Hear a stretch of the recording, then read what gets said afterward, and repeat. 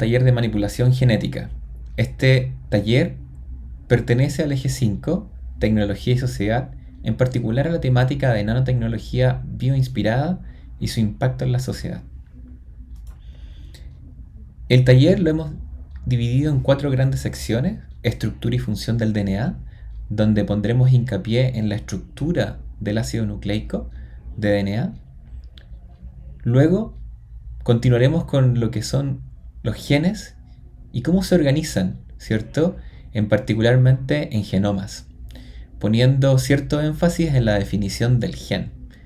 Más tarde avanzaremos hasta revisar técnicas de manipulación de genes y cómo eso hoy día lo conocemos como ingeniería genética.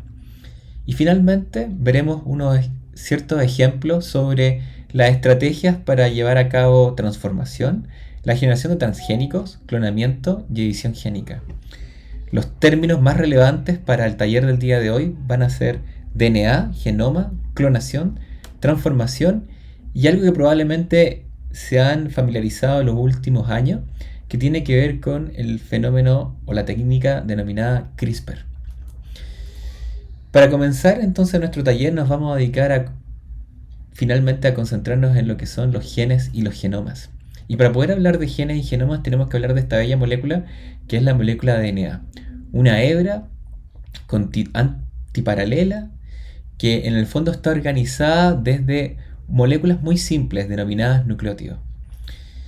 En realidad el DNA tomó bastantes décadas darse por confirmado que era realmente la molécula que portaba la información genética. Hoy en día conocemos que en realidad es el DNA la que contiene a los genes, que en realidad son los que entregan las características de un individuo. De este modo podemos decir que los genes en cierto modo o de manera conjunta determinan lo que se denomina el genotipo, ¿ya? Mientras que las características macroscópicas que nosotros vemos de un individuo es lo que nosotros denominamos como fenotipo, esas características que hacen únicas a un individuo. De este modo, eso sí, el genotipo es el que va a determinar las características del individuo, por lo tanto, el fenotipo. Hoy en día sabemos que en realidad el material genético está constituido por DNA. Sin embargo, para poder llegar a esta afirmación, en realidad se requirieron varias décadas para demostrar que exactamente era el ácido nucleico, el DNA, la que contenía la información genética al interior de la célula. De hecho, es al interior de esta molécula del DNA es que se ubican estas unidades funcionales en el fondo de herencia, de información genética, que es denominada el gen. Y en realidad la definición del gen podríamos entenderla que parte quizás incluso muy temprano en el siglo XX, con una serie de fisiólogos que se dedicaban a caracterizar plantas. Sin embargo, los primeros conceptos de un factor que en el fondo entregaba información a las progenies, ¿cierto? A los individuos que proliferaban a partir de esas células madre, ¿ya? Fue el monje Gregor Mendel, que prácticamente en la segunda mitad del siglo XIX, a través de unos ensayos muy bonitos con arvejas, determina que hay ciertas características en las arvejas que las hacen únicas para heredar una flor de una cierta pigmentación. En realidad entonces, el término de gen podríamos comprenderlo que ya tiene algo más de 100 y unos pocos años, ¿cierto?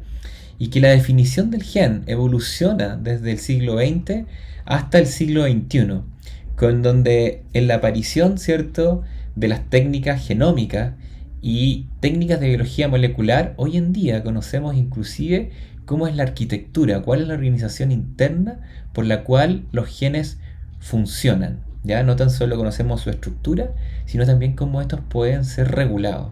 ¿Ya?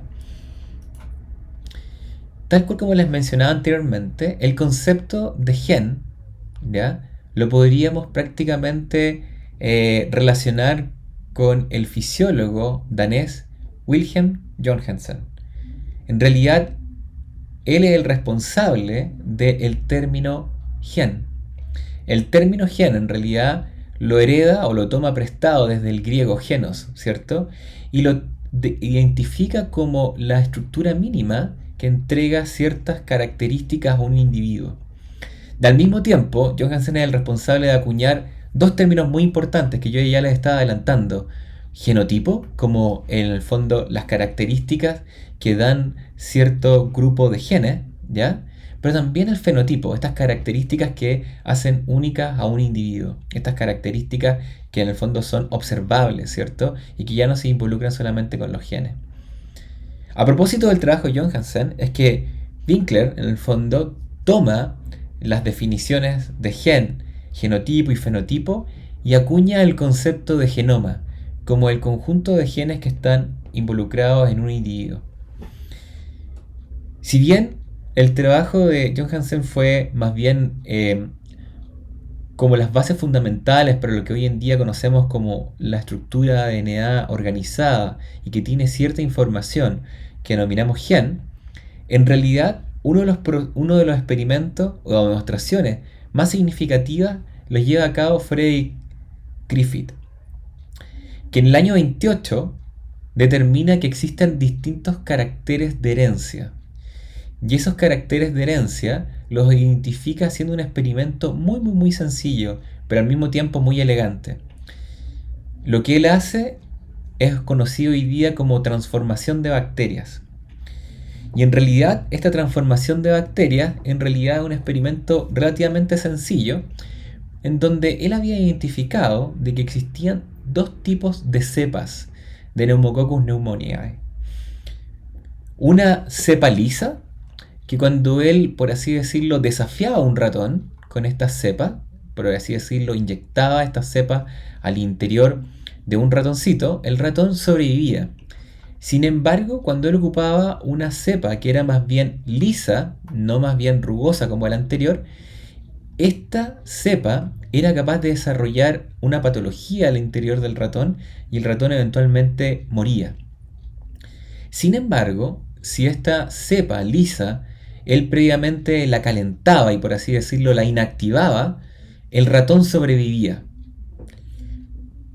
Sin embargo, la gran sorpresa venía cuando él ponía en contacto esta cepa lisa que había ya inactivado y la ponía en contacto con la cepa rugosa, la que en este esquema es de color azul.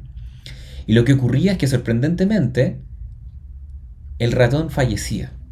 Por lo tanto, la gran conclusión es de que existía la herencia de un factor que era transmitido desde esta cepa, ¿cierto? Que era la cepa lisa, pero que estaba inactivada, hasta la cepa rugosa. Y ese factor heredable era termoestable, ¿ya? No se perjudicaba en virtud de hervirlo, ¿cierto? En este desafío. A esto lo denominó como principio de transformación, ¿ya? Entonces lo que ocurría es de que una bacteria que anteriormente no generaba la patología, ahora lo hace producto de que existe este principio de transformación. Adquieren un factor que transforma entonces a esta cepa ahora a una cepa virulenta. Entonces se sospechaba de que era una molécula como ácido nucleico, sin embargo, no había una demostración total. Y en realidad es prácticamente un poquito más de una década después, tres investigadores, Avery, McLeod y McCarthy, determinan en realidad que esa molécula, ese principio de transformación, corresponde al DNA, al ácido nucleico de DNA. Y lo hacen de una manera muy elegante. Prácticamente hacen el mismo experimento que había hecho Griffith anteriormente, pero en realidad lo que ellos hacen es que desde la cepa lisa que se había, por así decirlo, hervido e inactivado, extraen ácido nucleico, el DNA, lo extraen y lo ponen en contacto con la cepa rugosa que anteriormente no generaba la patología, y al tan solo instalar el DNA al interior de esta bacteria, la bacteria entonces ahora se convierte en una bacteria que fenotípicamente luce como una bacteria lisa y que además es capaz de generar la patología. Por lo tanto, los ratones morían. Y esta probablemente sea la demostración más elegante para demostrar que finalmente es el DNA, el material genético al interior de la célula. Sin embargo, en realidad ya conocíamos y sospechábamos sobre en realidad que era el DNA, el material eh, genético al interior de la célula. Sin embargo, carecíamos de estructura, no sabíamos cómo estaba organizada, cómo se disponía en el espacio. Y en realidad, Watson, James Watson y Francis Crick, un biólogo molecular y un físico que trabajaban, ¿cierto?, en Inglaterra, determinan, en realidad, proponen un modelo que va a ayudar a comprender cuál podría ser la estructura tridimensional del ácido nucleico. Este es el conocido modelito que están aquí presentando los dos investigadores, que en realidad lo hacen, en el fondo, en realidad, si bien es el paper o el trabajo más popular, pero en realidad esto constituyó prácticamente una gran noticia en las ciencias naturales. Porque en realidad fueron tres trabajos que se publicaron de manera simultánea. El trabajo de Watson y Crick, el trabajo liderado por Wilkins y el trabajo también un poco olvidado de Rosalind Franklin y Gosling, que en realidad publican prácticamente las fotografías más importantes para que en el fondo Watson y Crick propongan el modelo. Y esta figura, o en realidad esta fotografía, es muy popular en biología y es conocida como Foto 51. Y en realidad esta fotografía que semeja como una especie de cruz, ¿cierto?, es la que realmente da los pasos para que Watson y Crick propongan este modelo de la estructura helicoidal, una estructura como una especie de hélice de doble hebra que se organiza generando unos surcos, ¿ya? Unos surcos de manera asimétrica, bastante particulares. Y de esta manera entonces el modelo de Watson y Crick, que propone una hebra, ¿cierto? Dos, ¿cierto?, hebras que están asociadas y orientadas espacialmente generando una especie de hélice, ¿ya?, pero que genera surcos, ¿cierto?, que son denominados el surco menor y el surco mayor, y que tienen literalmente un cierto espaciado, ¿ya? Cada base nitrogenada está separada solo 0,34 nanómetros de la siguiente, y en total una vuelta entera de la hebra corresponde a 10 pares de base, por lo tanto 3,4 nanómetros, tal cual como sale aquí. Como buenos británicos, identificaron a esta estructura o la denominaron como la Cruz de San Andrés, inspirado, ¿cierto?, en la bandera de Escocia. Esta estructura y en realidad esta actividad, ¿cierto?, o de utilizar, ¿cierto?, rayos X para determinar una estructura cristalográfica, se puede fácilmente llevar a cabo en la sala de clase. Y en realidad hemos incluido, ¿cierto?, en el material, ¿cierto?, como material suplementario, una actividad en donde ustedes fácilmente pueden utilizar, por ejemplo, un láser. En realidad los materiales son súper sencillos. Tienen que utilizar un láser, un resorte, que en realidad incluso está sugerido utilizar el filamento de una ampolleta, y una pinza. Y finalmente un detector, pero en realidad es una muralla, donde ustedes puedan reflejar el láser. Y fácilmente ustedes van a poder reconstituir esta imagen, ¿cierto?, que hizo Rosalind Franklin en el año 53, utilizando elementos muy, muy, muy simples, ¿ya? En la actividad van a encontrar más detalles respecto a cómo recrear esta asombrosa fotografía que toma Rosalind Franklin en el año 53 para la estructura del DNA. Ahora, el material genético, hoy en día conocemos que está organizado por este DNA doble hebra, es una doble hebra que está organizada de manera antiparalela. Una hebra va de 5' a 3', que es el sentido, mientras que en el otro lado, la hebra que se aparea va en el sentido completamente contrario. Y que en realidad, además de tener esta orientación que se denomina antiparalela, las bases nitrogenadas de los nucleótidos están orientados haciendo pares, pero no cualquiera. Si hiciéramos un zoom, veríamos que adenina el nucleótido de adenina está siempre hibridando o generando enlaces de hidrógeno con los nucleótidos de timidina. Y por otro lado, la guanosina está estableciendo enlaces de hidrógeno con citidina. Hay una pequeña diferencia en donde adeninas y timidinas generan solo 2 enlaces y guanosina y citidina generan 3 enlaces. Por lo tanto, se denomina que son un poco más fuertes que los enlaces de adenina-timidina. A pesar de aquello, en realidad conocemos que en realidad el ácido nucleico tiene una serie de enlaces de hidrógenos cuando exploramos la cadena completa. Y cuando vemos en realidad la estructura en detalle, y esto es un poco lo que les adelantaba anteriormente, vemos de que existen 10 bases nitrogenadas prácticamente en una vuelta, y que la manera que están orientados generan una estructura que va a dar origen a lo que se denomina el surco menor y el surco mayor. Estas dos estructuras son muy relevantes porque justamente son puntos de anclaje, ¿cierto? O de reclutamiento de máquinas moleculares, máquinas que están encargadas de copiar, por ejemplo, el DNA o de replicarlo en otras moléculas, en transcribirlo a una molécula de RNA. Son una serie de procesos que en el fondo estos dos surcos toman relevancia. Ahora, el gen, tal cual como nosotros comprendemos que está incorporado al interior del ácido nucleico, tiene además una especie de definición más bien moderna.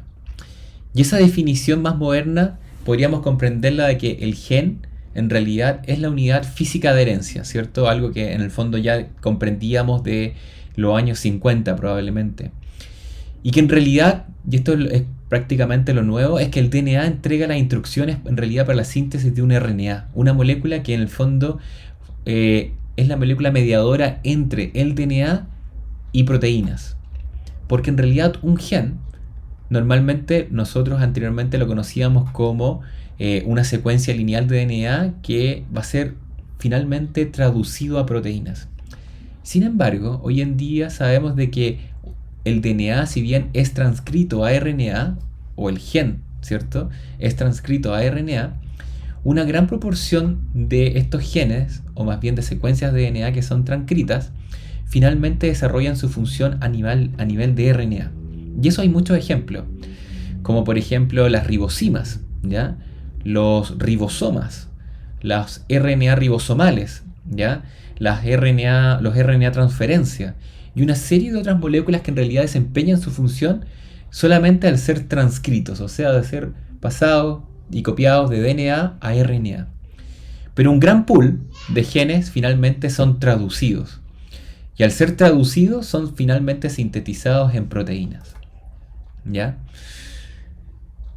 Ahora, desde un punto de vista organizacional y de la estructura que está asociada al gen, podríamos definir que un gen está tanto precedido como sucedido por una serie de elementos que permiten la transcripción. Si viéramos, por ejemplo, este como una unidad de organización de un gen, encontraríamos que en el medio, por ejemplo, está nuestro gen. Pero precedido y sucedido el gen, hay una serie de regiones regulatorias que podríamos comprenderla también como parte del gen. Finalmente, estas secciones no son transcritas, ¿ya? No forman parte del RNA que se va a sintetizar, ni menos de la proteína, pero sí son regiones que ayudan y colaboran o entorpecen la síntesis del RNA, ¿ya? Van a perjudicar o van a favorecer la síntesis del RNA. Por tanto, son conocidos como regiones regulatorias, ¿ya? Regiones regulatorias. Sin embargo, un gen, por ejemplo en este caso un gen de bacteria, tiene además una curiosidad. Cuando el DNA es transcrito hasta RNA, la molécula de RNA puede contener más de un mensaje. ¿Qué significa eso? Que finalmente este mensajero de RNA puede ser traducido en dos proteínas. Y esto en realidad se encuentra de manera rutinaria en genes procariontes. Ya esta estructura y organización se denomina como genes policistrónicos. En eucariontes, ¿ya? Por ejemplo animales o humanos, por ejemplo, la organización es algo distinta. Si bien el gen está también precedido y sucedido por elementos regulatorios, en realidad el mensajero no posee más que un solo mensaje. Pero en el interior de este mensaje existen unas secuencias que se denominan intrones. Y estas secuencias normalmente deben ser eliminadas, producto de que estas secciones no son codificantes, no son finalmente traducidas en la proteína. Por lo tanto, estas regiones son eliminadas durante un proceso literalmente de maduración del mensajero. El mensajero además experimenta una modificación en la región del 5' y una modificación de poliadenilización en la región 3'. Y esto da origen finalmente a un mensajero maduro que es sintetizado, ¿cierto? O que es más bien traslocado y empleado para la síntesis de la proteína. Ahora, los genes, tanto de procariontes y eucariontes, se organizan y el conjunto de genes podríamos conocerlo como genoma, ¿ya? Que en el fondo sería todo el material genético comprendido en un organismo. Normalmente, cuando hablamos de genoma, hablaríamos de DNA, ¿cierto? Pero existe una excepción, ¿ya? Que en realidad, a pesar de que no son sistemas vivos propiamente tal, que son los virus, también en algunas ocasiones tendemos a incluir el genoma como un genoma de RNA porque existen virus que en el fondo su genoma está constituido de la molécula de RNA. Un caso típico sería, por ejemplo, el virus del HIV o el virus del virus SARS-CoV-2, que es el responsable del COVID-19, ¿ya? Ahora, el genoma incluye tanto los genes, ¿cierto? Estas secuencias codificantes, como también el DNA, que es no codificante. Estas regiones que en realidad hasta el día de hoy no tenemos mucha claridad qué es lo que hacen. Pero también comprenden lo que se denomina el DNA organelar, ¿ya? Las células eucariontes tienen organelos y entre ellos tienen mitocondrias y cloroplastos. Y estos organelos también poseen un pequeño DNA. Por lo tanto, cuando hablamos del genoma de un individuo, nos referimos a prácticamente a todas las secuencias de DNA incorporadas al interior de un organismo.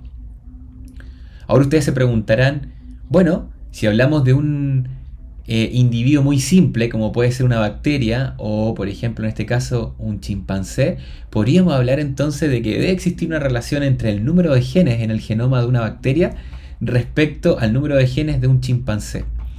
Y en realidad la relación es relativamente compleja, ¿ya? Aquí justamente vemos un pequeño gráfico donde vemos que hay una bacteria, en este caso inclusive, este no es una bacteria, es un parásito, ¿cierto? Al interior de una bacteria, aquí tenemos una bacteria, como por ejemplo una Escherichia coli, en donde tiene un cierto particular número de genes, ¿ya? Y vemos que probablemente, por ejemplo, un mamífero como un mono, por ejemplo, puede tener alrededor de 25.000 genes. Sin embargo, esta comparación tiende a ser relativamente compleja. No necesariamente por ser un individuo más complejo va a tener más genes o su genoma va a ser más grande. Y el caso típico es que, por ejemplo, las plantas ¿ya? Tienden a tener genomas que son bastante grandes, ¿ya? Esta escala refleja el número de pares de base, ¿ya? Por lo tanto, fíjense que en promedio tienen 10 elevado a la 10 pares de base, ¿ya? Mientras que, por ejemplo, animales como mamíferos tienen aproximadamente 2-3 billones, ¿cierto?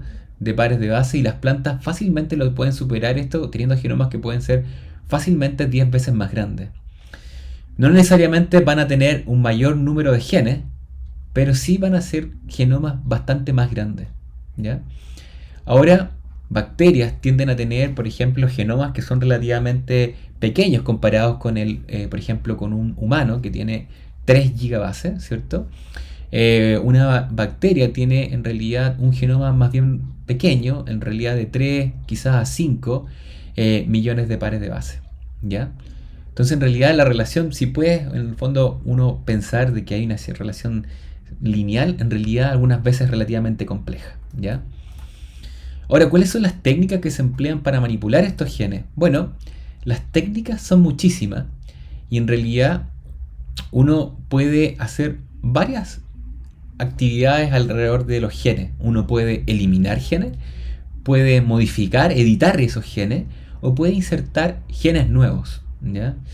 Genes que no están normalmente al interior de ese organismo. Y esto en realidad se puede llevar a cabo a través de lo que se denominan técnicas de ingeniería genética. Dentro de estas técnicas, las más populares probablemente es la transformación, ¿ya? Que es incluir genes foráneos, exógenos, que no responden a esta especie. Otra idea también corresponde a procesos como por ejemplo la recombinación y el clonamiento del DNA, ¿ya? Que en el fondo corresponde a editar un segmento de DNA, ¿ya? Editarlo, modificarlo, un segmento, ¿ya? Y probablemente ustedes ya, que justamente lo adelantaba al inicio de la clase, esta técnica nueva que se pone hoy en día a propósito de cierta polémica que causó la implementación de CRISPR en humanos, en China en particular, ya hace cerca de 2 años, que es CRISPR-Cas9, para la edición finalmente de genes, ¿ya?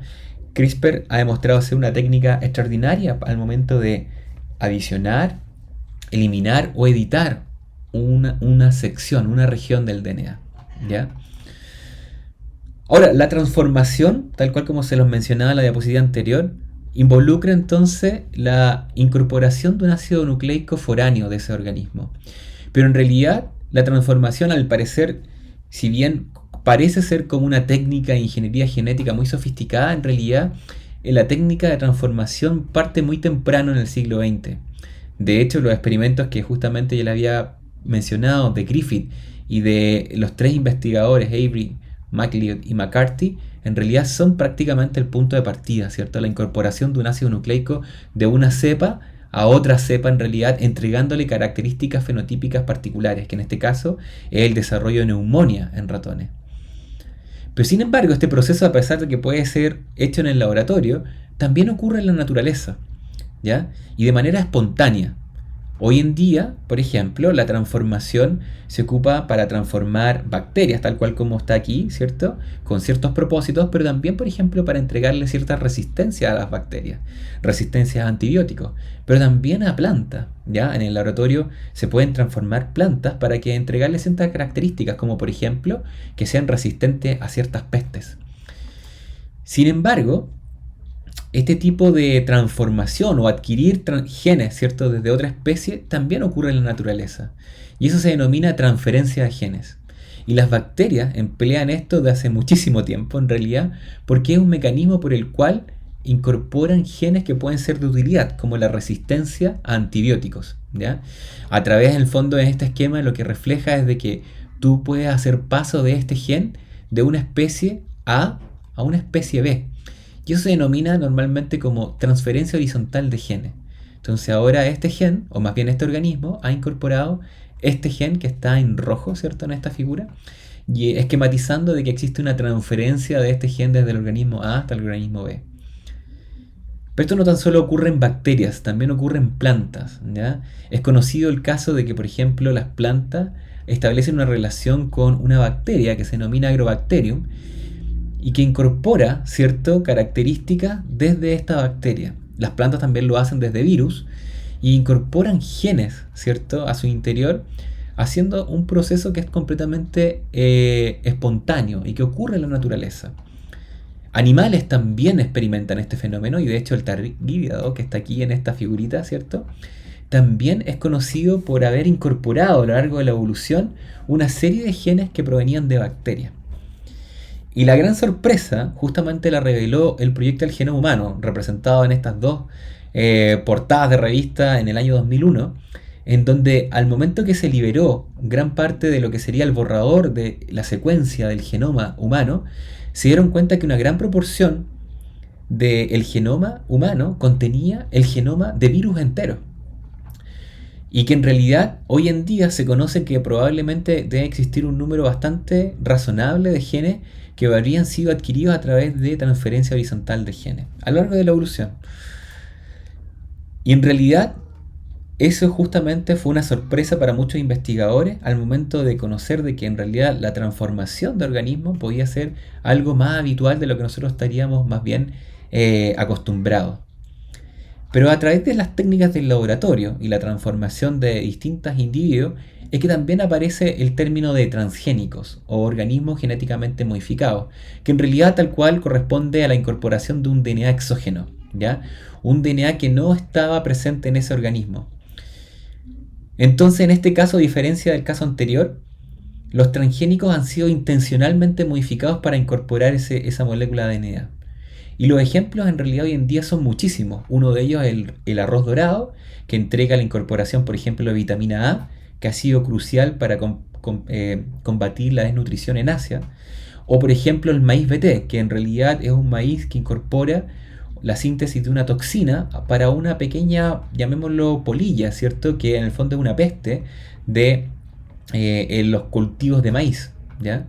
Y finalmente la canola, que le entrega una cierta resistencia también, y que hoy en día la canola es un cultivo que inclusive en Chile está muy popular, ¿cierto? No estoy seguro si es transgénico, pero sí un cultivo que es de bastante uso en el día de hoy para la producción, ¿cierto?, de una serie de productos alimenticios, ¿cierto? Pero no tan solo son los ejemplos de los cultivos los que existen ahora hoy en día como organismos genéticamente modificados o transgénicos. Hoy en día también se emplean una serie de bacterias transgénicas, por ejemplo, microorganismos, para la producción de algunas moléculas esenciales para tratamientos médicos, como la producción de insulina. Antiguamente la producción de insulina se llevaba extrayendo insulina de animales. Hoy en día esos procesos se han hecho de manera que la biología molecular ha permitido de incluir el gen humano de insulina en un microorganismo, teniendo las ventajas de poder manipular un organismo en el laboratorio y generar una producción muy controlada y útil, ¿cierto?, para el control de la diabetes. Sin embargo, también los transgénicos ahora, ya probablemente en las últimas 2 décadas, ha llegado hasta animales, ¿cierto? Como cerdo y y cabra, que en el fondo va a llevar ahora al tratamiento de una serie de patologías, ¿cierto? Por tanto, estos animales hoy en día son empleados para distintos tratamientos médicos. Por lo tanto, los transgénicos han sido prácticamente una revolución al interior de lo que conocemos, ¿cierto?, como la biología molecular, entregando una serie de ventajas, tanto nutritivas, tratamientos médicos, como otro tipo de fenómenos, ¿cierto?, que en el fondo colaboran al bienestar de la salud humana, ¿ya? Ahora, en el laboratorio, los transgénicos se han empleado de otro modo, ¿ya? Se han empleado para conocer y probablemente ahondar en las características tanto estructurales y funcionales de distintos organismos. Uno de los primeros transgénicos, y probablemente más populares, fue un gusanito que se le incorporó en realidad una proteína fluorescente, una proteína que se extrajo desde una medusa fluorescente, ¿ya?, Acuora victoria, y esa proteína tiene la capacidad de brillar cuando es de color verde, cuando es iluminada con una luz particular, de color azul. Y en realidad todo esto generó una revolución a partir del año 90, de los 90, del 94 en particular, debido a la implementación de esta estrategia, ¿ya? Y hoy en día, en realidad se ocupan en los laboratorios no tan solo por hacer transgénicos, sino que justamente permiten hacer una serie de estrategias en el laboratorio, que permiten literalmente conocer mecanismos al interior de las células. Ahora, ¿pero cómo se logran estos transgénicos? Bueno, se logran a partir de técnicas de ingeniería genética, que podríamos dividirlo en 3 grandes etapas. La primera es el aislamiento del DNA, por ejemplo, sacar el DNA o el gen que codifica, por ejemplo, la proteína fluorescente verde, la que justamente les mencionaba anteriormente, que la sacan de una medusa. Luego de esto, este gen debe ser incorporado en una estructura, ¿cierto?, para poder editarla, trabajar con ella, y eso se denomina clonamiento. Normalmente se incluye en una secuencia de DNA que se denomina vector y rutinariamente se incluye en una bacteria este vector. Ahí se trabaja, se estabiliza, por así decirlo, el DNA, se puede propagar, se puede producir más de este DNA que ha sido editado y finalmente este plasmidio es movilizado finalmente y se produce lo que se llama la inserción en el genoma del organismo hospedero, ¿cierto? Se incorpora. Y a través de distintas estrategias se puede mantener como un DNA externo o puede viajar hasta el núcleo e incorporarse, ¿cierto?, al interior del núcleo. Este en el fondo sería como el set de estrategia o el mapa por el cual, ¿cierto?, las técnicas son necesariamente usadas para poder lograr un transgénico, por ejemplo, o en realidad un organismo que incluye un gen foráneo, ¿cierto?, exógeno. Probablemente cuando yo hablo eso sí de clonamiento, ustedes ya se imaginan a Dolly, ¿cierto? Esta pequeña oveja que nace a mediados de los 90 y producto del trabajo de Campbell y Wilmot, en realidad esta oveja que se volvió muy, muy, muy popular, porque en realidad no era el primer clon, no era el primer animal clonado, pero probablemente toma su relevancia porque es el primer mamífero clonado a partir de una célula somática, ¿ya? ¿Y qué quiere decir eso? Bueno, se utiliza prácticamente una célula como, por así decirlo, donora, se le extrae el núcleo y se reemplaza por el núcleo de una célula glandular. Por lo tanto, entonces, toda la información que tiene esa célula glandular o el núcleo, en realidad es tomado como los planes para generar una nueva oveja. Por lo tanto, Dolly es un clon, mantiene todas las características genotípicas de la oveja madre, que en el fondo entrega el material genético a partir de la célula de la glándula mamaria. Por eso entonces toma esta gran relevancia de ser un organismo clónico, ¿cierto?, de una oveja que en el fondo se le extrae el material genético, ¿ya? Sin embargo, la edición de genoma prácticamente ha alcanzado otro punto, que justamente es lo que hoy día conocemos como las técnicas de CRISPR-Cas, ¿ya? Y CRISPR en realidad es un acrónimo para repeticiones palindrómicas cortas, agrupadas y regularmente interespaciadas. Es un gran nombre, pero que hace sentido en realidad, porque en realidad el mecanismo CRISPR en realidad es un mecanismo de defensa que emplean bacterias, ¿ya? Es una respuesta de defensa de bacterias respecto a la infección o el ataque de virus. Entonces, en realidad, ¿en qué consiste? En realidad son secuencias que están en el genoma de las bacterias y que las bacterias lo mantienen porque corresponden a pequeñas secuencias que tienen de un virus. Por lo tanto, cuando un virus trata nuevamente de atacar una bacteria, la bacteria ya conoce esa secuencia y es capaz de destruirlo, por así decirlo. CRISPR entonces puede ser entendido como este mecanismo de defensa, ¿ya? Y en realidad CRISPR se emplea de manera conjunta con una pequeña nucleasa o con una enzima que es capaz de cortar ácido nucleico. Por lo tanto, entonces la nucleasa corta y el CRISPR guía para reconocer ese segmento. Por lo tanto, puede ser una máquina molecular súper útil al momento de, por ejemplo, cortar un segmento del DNA, ¿cierto? Guiado por supone que secuencia que está incluida en el CRISPR y en el fondo cortarlo a través de Cas9. Hay un pequeño video que voy a mostrarle a continuación en donde se muestra en detalle en cómo funciona la tecnología de CRISPR.